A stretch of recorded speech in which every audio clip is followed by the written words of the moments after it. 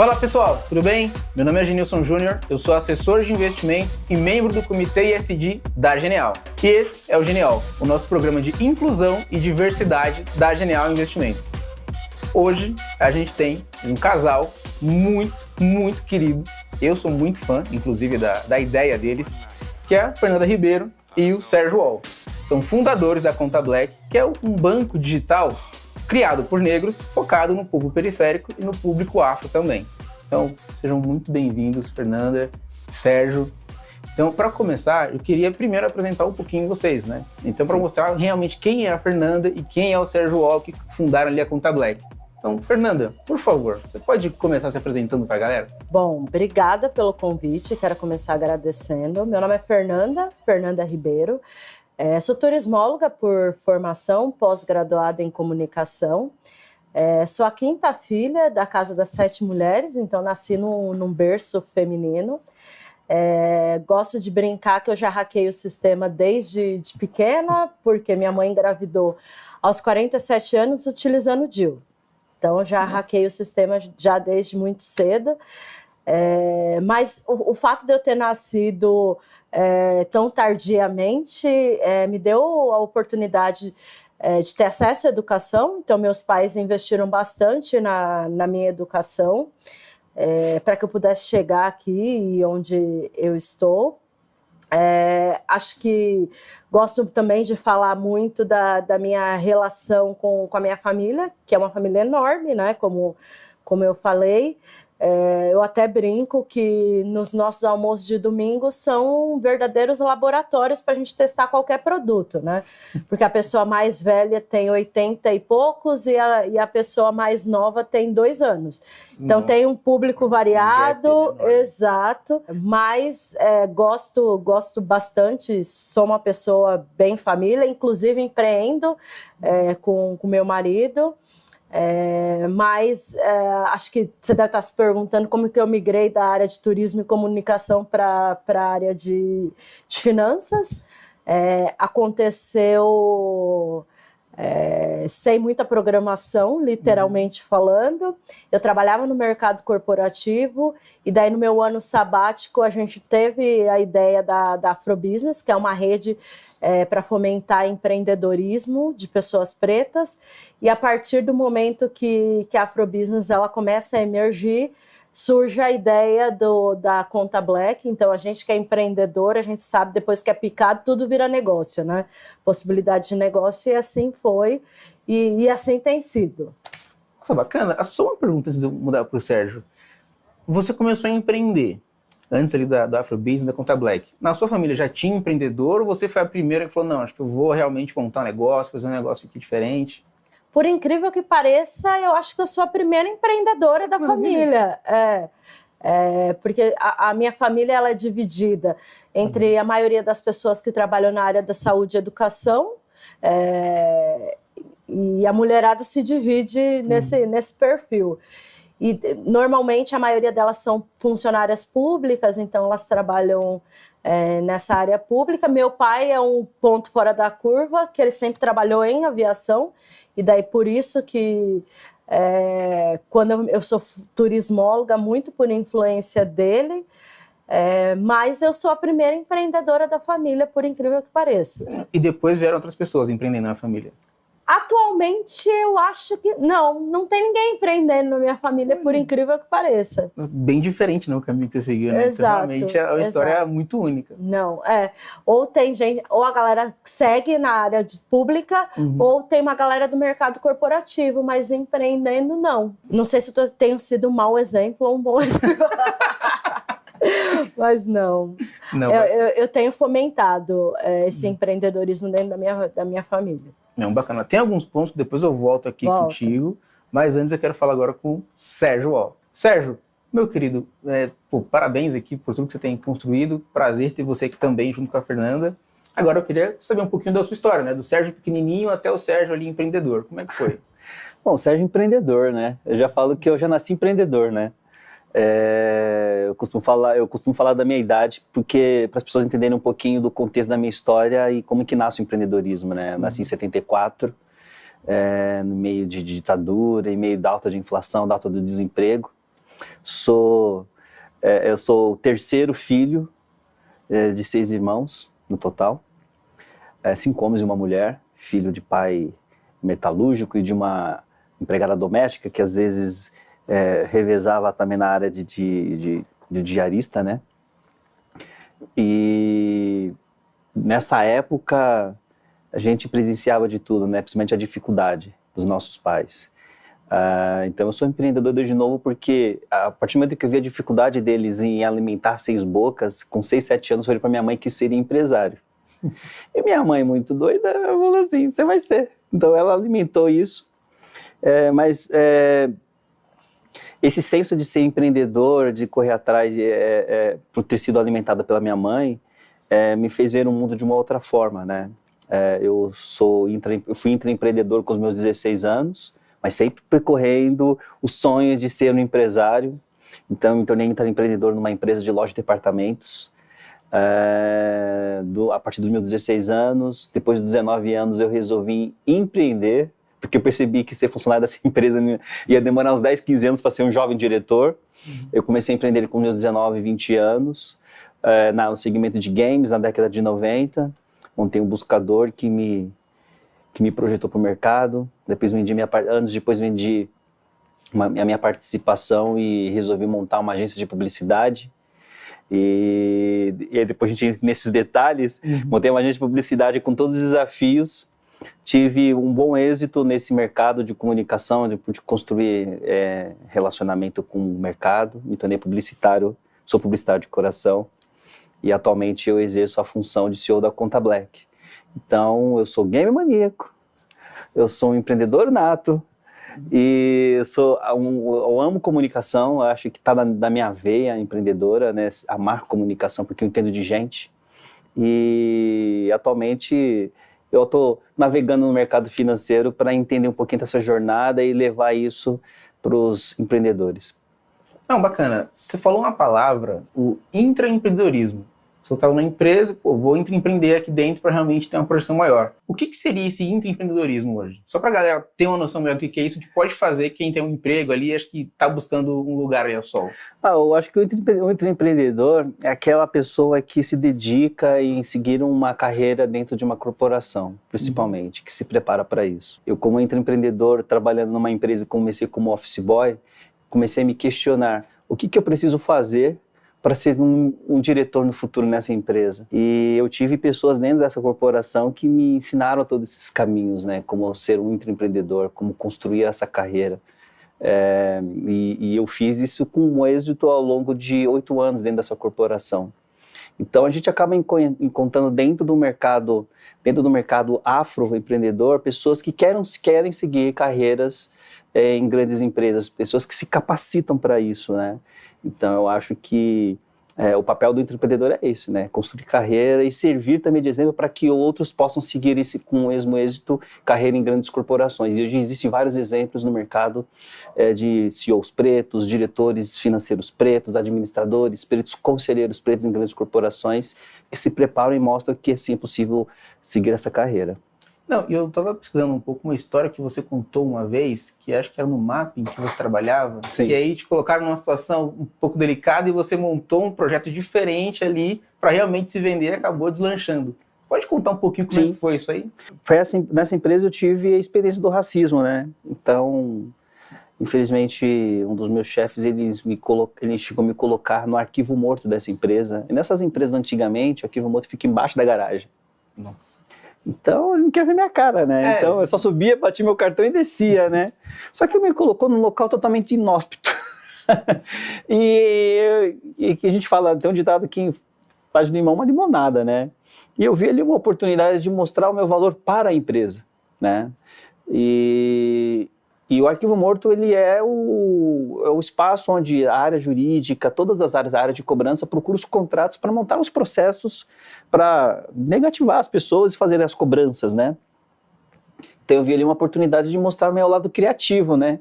Eu falei para o chefe do meu chefe que eu gostaria de montar um projeto para mudar a forma como as pessoas encontrariam os documentos naquela área. E aí o meu chefe me questionou, mas por que você não falou com o seu chefe? Não, porque eu quero fazer uma surpresa. Então, já o lado empreendedor já mexe com o lado da criação, da criatividade, né? Mas tudo bem, então quando você terminar de fazer esse projeto, você nos avisa que nós vamos.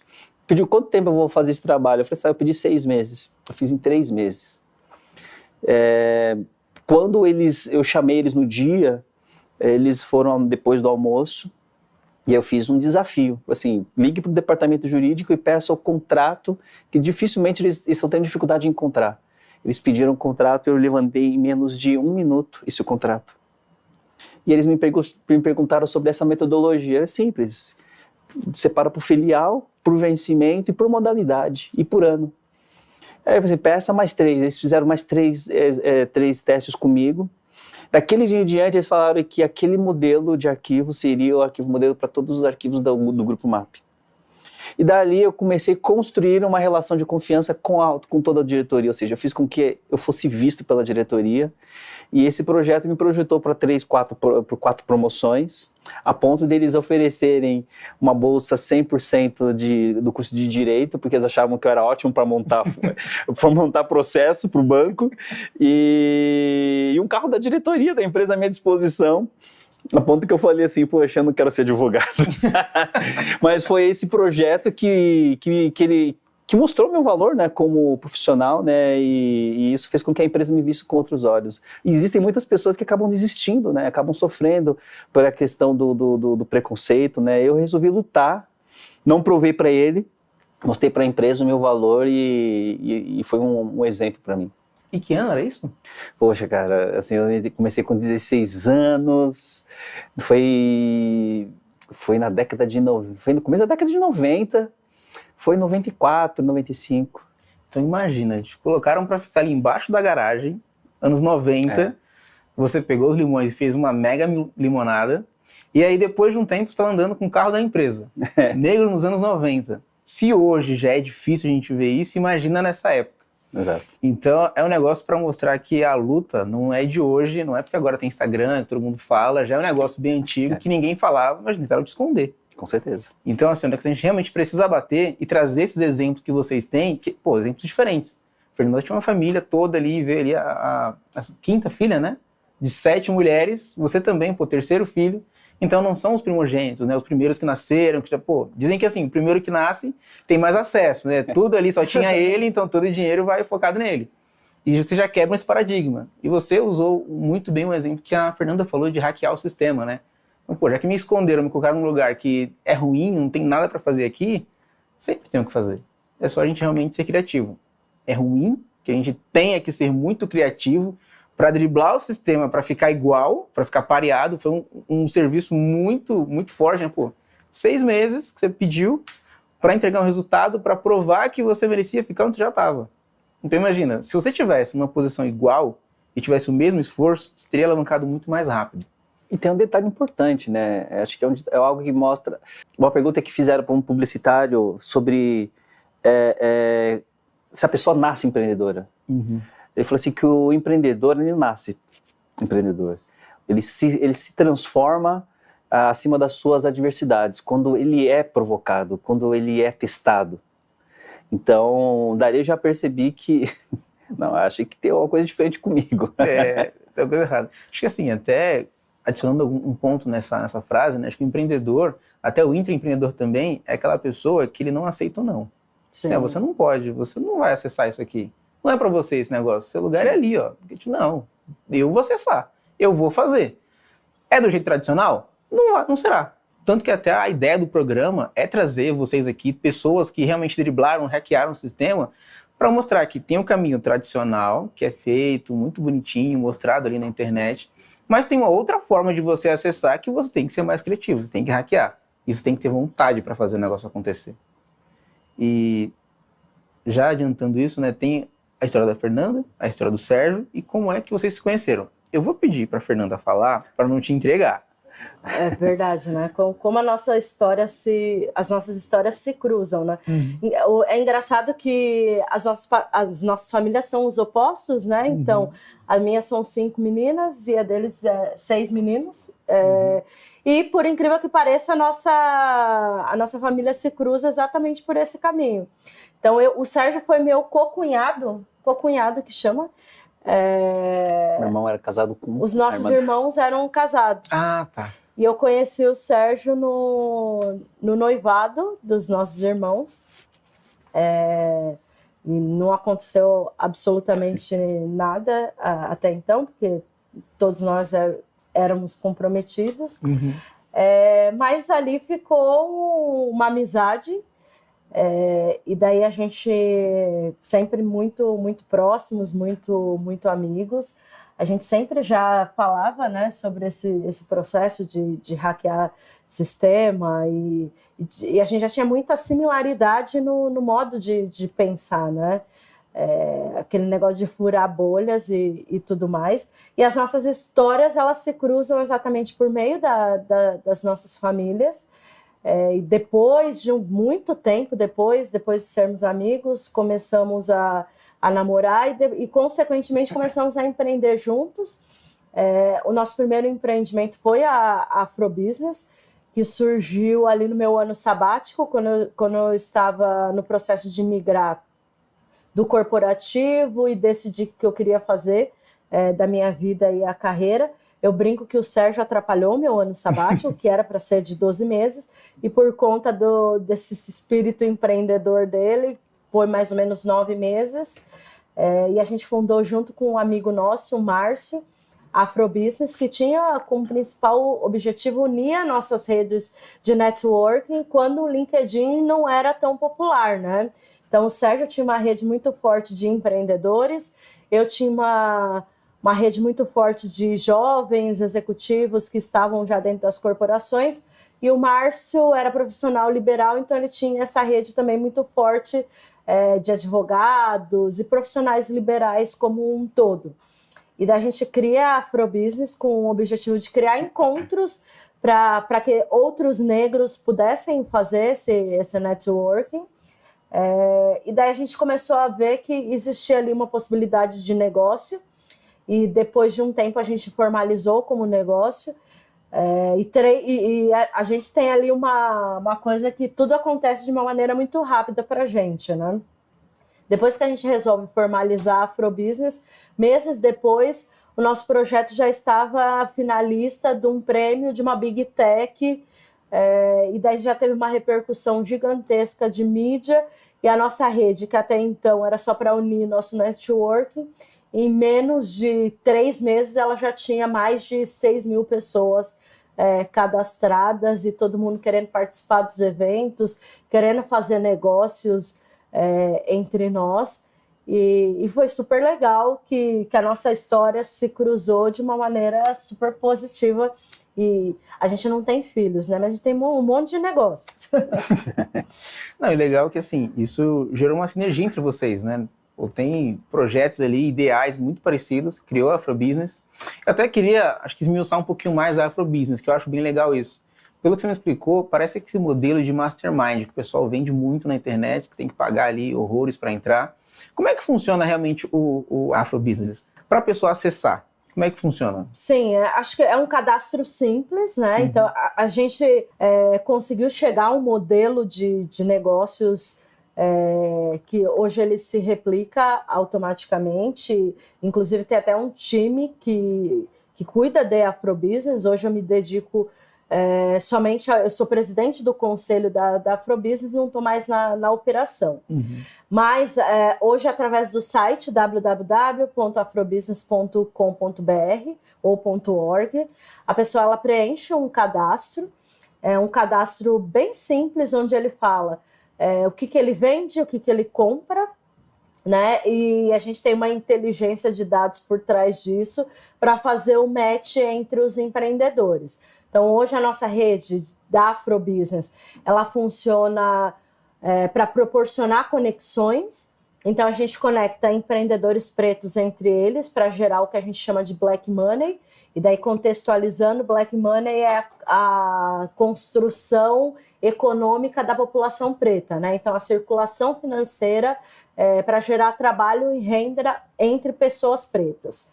Mas também a gente conecta esses empreendedores pretos à cadeia de fornecimento de grandes empresas.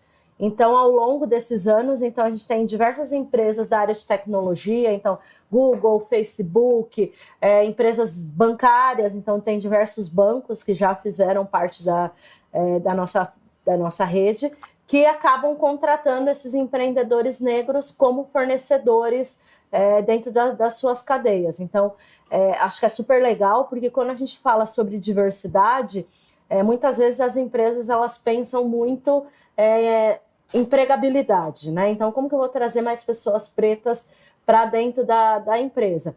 Mas, hoje existe uma população empreendedora preta que é muito grande. Hoje, quando a gente fala sobre os empreendedores que estão no país como um todo, 51% deles se autodeclaram como negros, e é super legal a gente ter uma ferramenta para manter a sustentabilidade financeira desses negócios, né? Então, quando a gente leva esses empreendedores para fornecer para grandes empresas, existe ali um crescimento de 4 a 9 vezes. Então, a gente, dentro dos nossos cases de Conta Black, de Afrobusiness, os empreendedores eles conseguem faturar mais quando eles estão fornecendo para grandes empresas. Basicamente, esse é o nosso trabalho, como Afrobusiness. Não, incrível. Basicamente, é incrível o trabalho. E é até legal você pontuar essa parte dos empreendedores negros, porque a gente já vê que não tem muita diversidade nas empresas. É um tema que agora está sendo muito fomentado, mas é bem difícil. Então, vários empregos que eu tive no ramo financeiro, eu olhava que tinham poucos pretos ali, era eu e mais um ou mais dois. E quando você vê que as pessoas, né, 51% da população, não têm acesso a esses empregos, eles acabam empreendendo como alternativa. E aí a gente vem com essa pílula do Afrobusiness, né, que é muito importante para realmente fomentar ainda mais.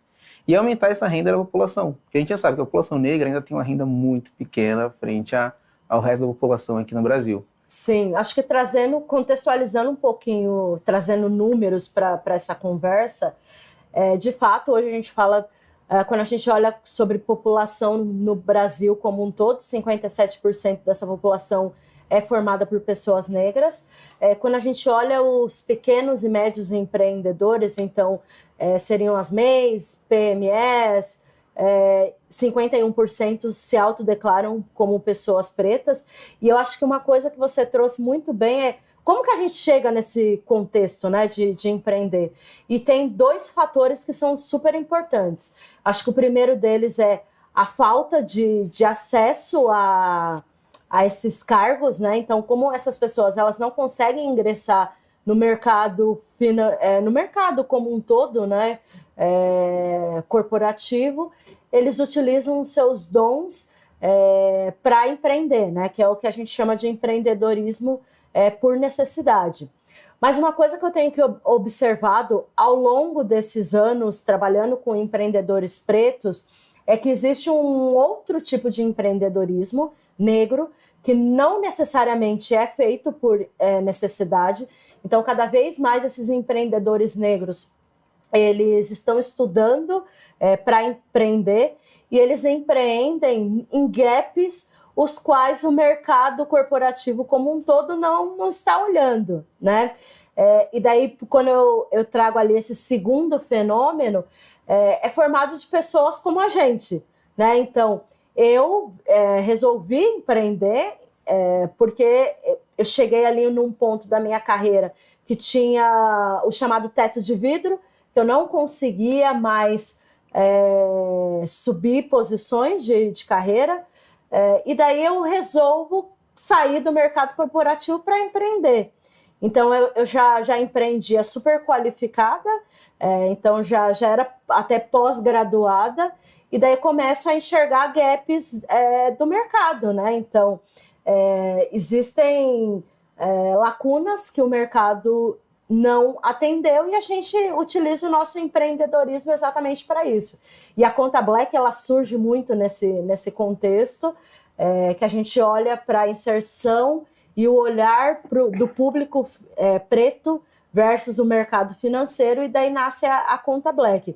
Então, acho que é super legal a gente falar sobre empreendedorismo negro, mas entendendo também que cada vez mais esse empreendedor ele está hackeando o sistema, então a gente está entrando tanto para preencher lacuna, mas também entrando muito na área de tecnologia e startups. Hoje, cada vez mais, existem startups lideradas por pessoas negras que nem sempre estão preenchendo gaps do mercado, mas trazendo um olhar diferenciado que muitas vezes foi ignorado quando essas pessoas estavam dentro do mercado corporativo formal. Não, isso é incrível porque, inclusive eu falei com o Sérgio até, numa conversa em off, a gente tem muita referência negra em artista, em atleta, pô, vocês têm um condicionamento físico muito bom, vocês cantam bem, dançam bem, mas nunca do psicológico, do técnico, do mental, pô, você é inteligente, você construiu um negócio diferente, você construiu algo legal.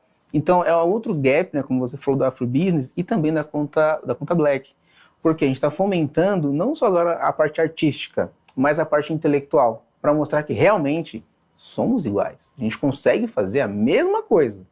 Então, quando você pega esse gap e você realmente pega a comunidade e coloca lá para frente, coloca lá para cima, pô, tem CEO, tem técnico, tem analista, tem empreendedor, a gente começa a mostrar para o mercado que a gente é diferente, que a gente tem também algumas outras coisas a mais para entregar. Isso de um empreendedor negro eu acho muito, muito importante ter, realmente muito importante, porque como você falou, tem algumas dores que o mercado não viu. O mercado não viu aquelas dores porque ele não sentiu. E Exato. só quem sente algumas dores sabe como é. E só quem sente sabe resolver. Então, essa mensagem para mim ficou incrível. Trazer para as pessoas isso, que tem algumas dores que podem ser resolvidas, dá para fazer negócio, dá para fazer dinheiro com elas, é muito importante. Porque a gente, além de pegar a comunidade e valorizar, aumentar ali a questão de receita, o mercado como um todo se beneficia. Então todo mundo acaba ganhando no fim das contas. Então, pô, agradecer muito, muito mesmo. Foi uma aula que vocês deram aqui. Foi realmente incrível. Eu já estou à disposição, vocês sabem, né? Precisar ali só me chamar, me dar um WhatsApp ali, me dar um alô. E, Sérgio, você ficou muito quietinho hoje. Ah, eu aprendo, né? Também. Depois da aula aqui. Pô. Então agora eu queria de vocês, cada um, né, se puder deixar uma mensagem para a galera ali que realmente está assistindo, que acho que se sentiu mais engajada, mais inspirada e agora sabe como chegar no Afrobusiness para realmente alavancar ali o teu negócio. Então se puder deixar uma mensagem aí. Sérgio, você que ficou muito quietinho, por favor. Não, eu acho que a jornada do empreendedorismo ela não tem fim, né? Uhum. O empreendedor, o verdadeiro empreendedor, ele é revolucionário, né? Ele nasceu para resolver uma dor latente no mercado. E eu acho que a mensagem que a gente sempre costuma passar para todos os empreendedores é que eles continuem hackeando o sistema, né? Porque a mudança de como o mercado nos vê depende de nós, né? Uhum. Quem diria? Eu montei uma agência de publicidade e muitos falaram que eu não seria capaz, que eu não iria realizar isso. Eu fui lá e fiz, não olhei para trás.